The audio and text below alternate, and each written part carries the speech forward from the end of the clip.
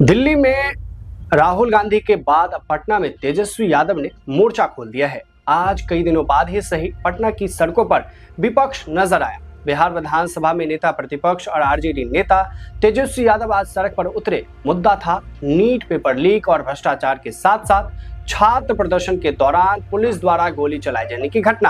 RJD इस मामले में जिम्मेदारी तय करने और दोषियों के खिलाफ सख्त कार्रवाई की मांग कर रही है। इन्हीं मांगों को लेकर आरजेडी ने राजभवन मार्च निकाला। मार्च गांधी मैदान के जेपी गोलंबर से शुरू हुआ और तेजस्वी यादव के नेतृत्व में आयकर गोलंबर तक पहुंचा।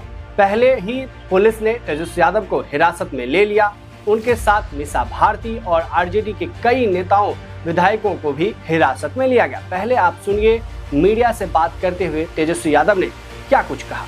जब तक मुख्यमंत्री जिम्मेदारी तय नहीं करेंगे, पूरी घटना का वक्तव्य नहीं देंगे और दोषियों पर जब तक कार्रवाई नहीं की जाएगी, आदेश किसने दिया चलाने का गोली, जनता का साथ है तो किसी चीज का डर नहीं है तेजस्वी। तो तेजस्वी यादव कह रहे हैं कि अगर जनता उनके साथ है तो उन्हें किसी बात का डर नहीं। लेकिन यहाँ सवाल सबसे बड़ा ये है कि आखिर इतने दिनों बाद विपक्ष सड़क पर क्यों दिखाई दिया। जब जंतर मंतर की लड़ाई इतनी आगे बढ़ी कि राजनीतिक दबाव के बीच शिक्षा मंत्री के इस्तीफे तक की नौबत आ गई।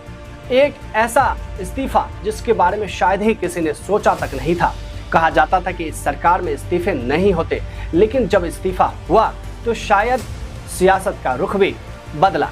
इसके बाद शायद सभी राजनीतिक दलों को लगा कि यही एक ऐसा मौका है, जो मुद्दा है, जो ट्रेंड कर रहा है, उसे अपने अपने तरीके से भुनाने की कोशिश उन्होंने शुरू कर दिया। लेकिन सवाल ये है कि क्या ये वाकई छात्रों की लड़ाई थी या फिर सियासी होड़ का हिस्सा।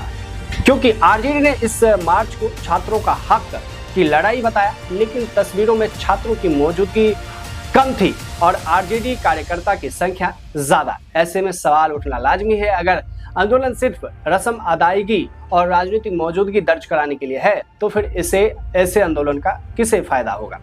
काफी समय से तेजस्वी यादव और आरजेडी से सवाल पूछा जा रहा था कि बिहार में विपक्ष कहाँ है। क्या आज का राजभवन मार्च उसी सवाल का जवाब है या फिर बदलते राजनीतिक माहौल में आरजेडी भी खुद को इस मुद्दे के साथ जोड़कर अपनी सियासी जमीन मजबूत करने की कोशिश कर रही है। हालांकि बिहार में चुनावी जो राजनीति है, चुनाव है, वो 4 साल बाद है। क्या तब तक बिहार में तेजस्वी यादव ऐसे ही सड़क पर दिखाई देंगे, डटे दिखाई देंगे, या फिर पहले की तरह एक बार फिर वो नदारद हो जाएंगे।